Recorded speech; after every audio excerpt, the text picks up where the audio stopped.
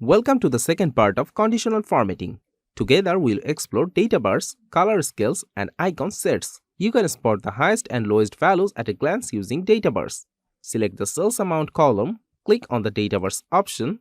You will get two types of fills, gradient fill and solid fill. Let's choose the gradient fill.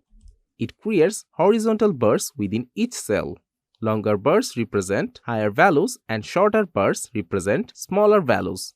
Let's undo it. Also, you can apply color scales for the same purpose. For example, you can use a green, yellow, and red color scale where lower values appear in red, mid-range values in yellow, and higher values in green. By observing the color intensity, you can identify trends in the data. Icon sets help to apply visual icons to show how cell values in a range compare to each other.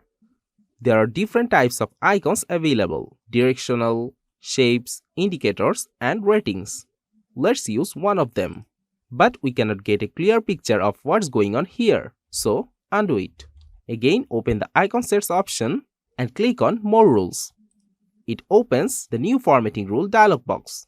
In the icon style box, all shapes are available.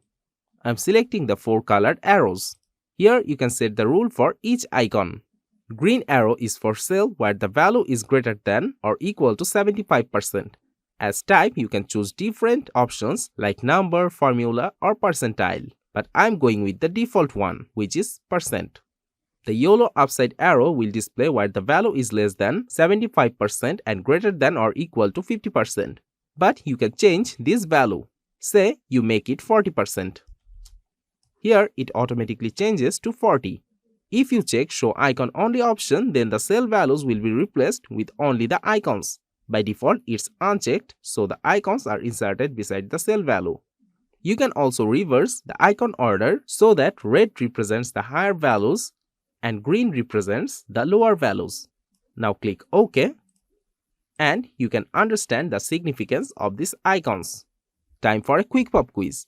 Format the sales amount column with color scales, where the maximum value will get the white color and the minimum value will get the red color. Drop your answer in the comments below. See you in the next video.